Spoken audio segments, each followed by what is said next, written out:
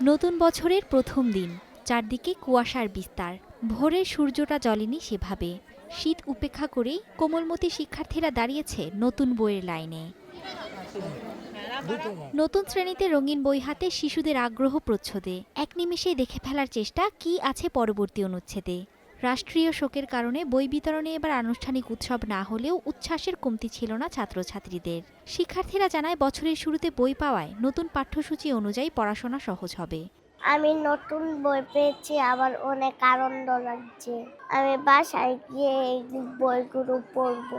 আমি নতুন বই পেয়েছি আজকে বছরের প্রথম দিনে, আমার খুব আনন্দ লাগছে। আমি নতুন বছরে 3টে বই পেয়েছি, অনেক ভালো লাগছে আমার। নতুন বছরের প্রথম দিনে বই পেয়ে আমার খুবই ভালো লাগছে, ভালোভাবে পড়াশোনা করতে পারবো। আমরা সবাই নতুন বই পেয়েছি, এজন্য আমরা খুবই আনন্দিত।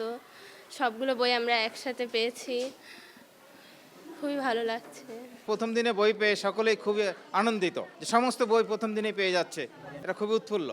শিক্ষকরা জানায় বইয়ের মুদ্রণ শেষ না হওয়ায় সব শ্রেণীর সব বিষয়ের বই আসেনি।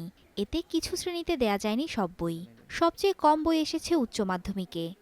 আমরা অনেক দূর থেকে আসছি স্কুলে বই দেওয়ার আশায়, কিন্তু আমরা বই পাই নাই। আমার অনেক খারাপ লাগতেছে যে আমি বই নিতে আসছিলাম, আমরা অনেক আশা নিয়ে আসছিলাম বইয়ের জন্য।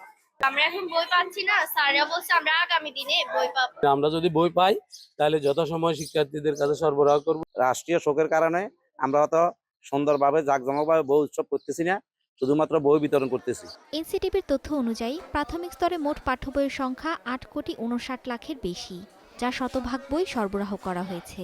মাধ্যমিক স্তরের বইয়ের সংকট থাকলেও জানুয়ারির মাঝামাঝি সময়ের মধ্যেই শিক্ষার্থীরা হাতে পাবে সব বই। Mithila Anjum, star news.